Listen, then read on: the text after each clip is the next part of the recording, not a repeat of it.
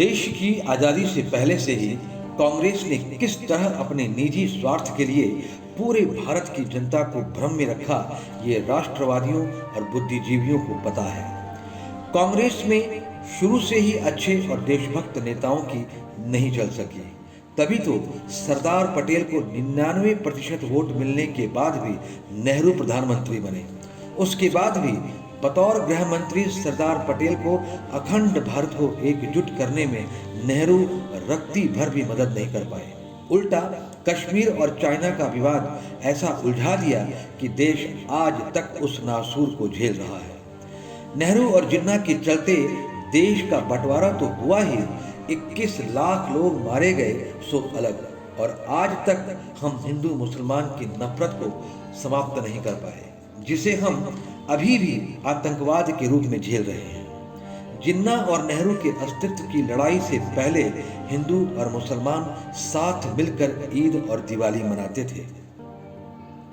आज भी कांग्रेस पार्टी एक संस्कार विहीन परिवार की ही बपौती है। आज भी हिंदू मुसलमान को बांटकर, यहाँ तक कि अब जातिवाद में बांटकर पूरे देश की जनता को ऐसा भ्रमित कर दिया है कि लोग कुएं के मेंढक की सोच से बाहर ही नहीं निकल पा रहे हैं। ऐसी सोच के लोग देश के विकास में सबसे बड़े बाधक हैं। राहुल गांधी उसी परिवार की नई पीढ़ी है। दुनिया बदल गई लेकिन परिवार की सोच नहीं बदली, बल्कि इन्हीं के नक्शे कदम पर चलने वाले और भी नए पैदा हो गए हैं। उदाहरण के तौर पर इनकी घटिया राजनीति इस स्तर पर पहुंच गई है कि देश जाए भाड़ में, हमें तो जनता को मूर्ख बनाकर अपनी रोटी सेकनी है।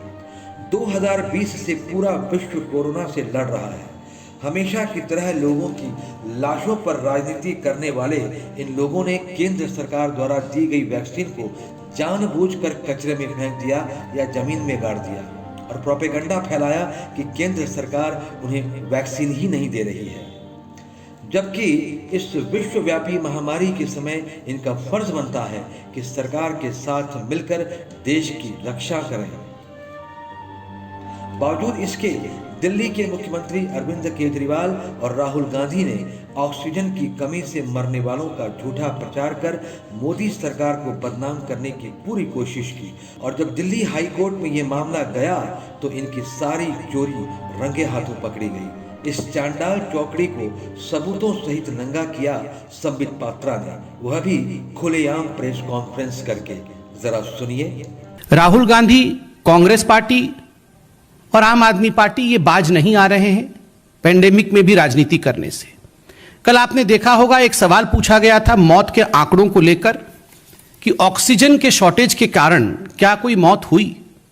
मैं बिल्कुल हूबहू जो रिप्लाई दिया गया है सदन के पटल में उस उत्तर को पढ़ देता हूं। Health is a state subject.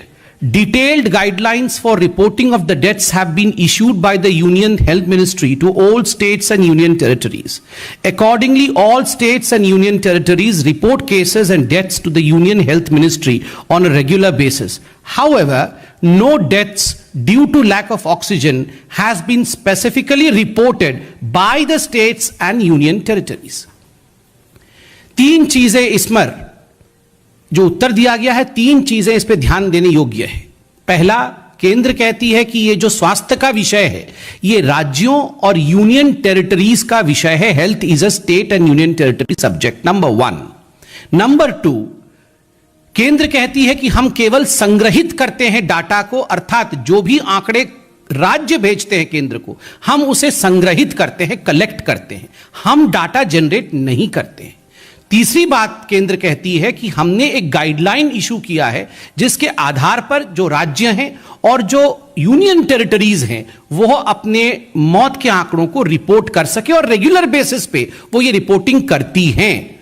और अंत में केंद्र कहती है कि चूंकि किसी भी राज्य ने या किसी भी यूनियन टेरिटरी ने ऑक्सीजन के शॉर्टेज को लेकर कोई मृत्यु हुआ हो, specifically because of oxygen shortage, इस पर कोई आंकड़ा नहीं भेजा, किसी ने भी यह नहीं कहा कि उनके राज्य में ऑक्सीजन शॉर्टेज के कारण कोई मृत्यु हुई है, इसलिए इसके आंकड़े नहीं हैं। आप सोचिए जरा, क्या ये डाटा केंद्र ने बनाया? नहीं, राज्यों ने नहीं भेजा। मैं उदाहरण देता हूं, आप देखिए दो दोगले मापदंड हैं अरविंद केजरीवाल और राहुल गांधी जी के। मैं पहले छोटे भाई अर्थात अरविंद केजरीवाल से शुरू करता हूं, उसके बाद बड़े भाई राहुल गांधी की ओर जाऊंगा। अप्रैल 23 और 24 के मध्यरात्रि में बीच में लगभग 21 लोग अपने जान से हाथ धो बैठे थे। उनकी मृत्यु हो गई थी, दुखद मृत्यु हो गई थी जयपुर गोल्डन हॉस्पिटल दिल्ली में। और यह बात बिल्कुल पूरी तरह से मीडिया में आया था कि ऑक्सीजन शॉर्टेज हुआ है। और अगले दिन अरविंद केजरीवाल जी ने और आम आदमी पार्टी ने प्रेस कॉन्फ्रेंस करके इस पे बहुत सारी राजनीति की कि ऑक्सीजन शॉर्टेज के कारण 21 लोगों की जान चली गई। ये जो मरीज थे ये बहुत क्रिटिकल थे, इनको कोमॉर्बिडिटीज थी और इस कारण से इनकी मृत्यु हो गई। ऑक्सीजन शॉर्टेज के कारण इनकी मृत्यु नहीं हुई है, यह अरविंद केजरीवाल जी की सरकार लिखित में अपनी कमेटी की रिपोर्ट को दिल्ली हाईकोर्ट को सबमिट करती है।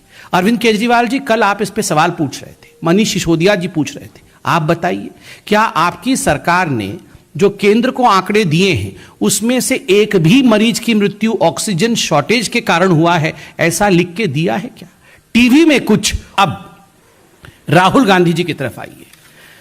देखिए, आज मैं सुबह देख रहा था कि किस प्रकार से राहुल गांधी जी भी सरकार में है महाराष्ट्र में, और संजय राउत जी कह रहे थे कि आई एम शॉक्ड। चिंतित और शॉक्ड होना चाहिए। एक भी आदमी की मृत्यु होती है तो चिंतित होनी चाहिए, चिंता होनी चाहिए, मगर झूठ का सहारा लेके आप अगर राजनीति करें देन वी आर शॉक्ड कि आप ऐसे विषय पे राजनीति करते हैं। मैं महाराष्ट्र सरकार ने क्या एफिडेविट दिया था वहां के हाईकोर्ट को वो आपके सामने रखता हूं। महाराष्ट्र सरकार ने खुद कहा है और माना है कि किसी प्रकार से भी कोई मृत्यु ऑक्सीजन शॉर्टेज के कारण नहीं हुआ। खुद छत्तीसगढ़ जो कि कांग्रेस की सरकार है, वो सरकार कह रही है कि हमारे राज्य में एक भी मृत्यु ऑक्सीजन के शॉर्टेज के कारण नहीं हुआ।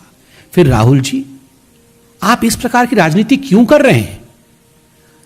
मुझे बड़ा दुख होता है कि आपकी महाराष्ट्र की सरकार, आपकी छत्तीसगढ़ की सरकार जब ये खुद मान रही हैं कि यहां ऑक्सीजन की शॉर्टेज के कारण डेथ नहीं हुआ, आप ट्वीट करके पूरे देश में भ्रम फैला रहे हैं। और आज मैं मीडिया से भी कहूंगा कि ये लोग तो, इट इज एक्सपेक्टेड कि ये लोग तो झूठ बोलेंगे, भ्रम फैलाएंगे, अफरा तफरी का माहौल, कंफ्यूजन का माहौल बनाने की चेष्टा देश में करेंगे।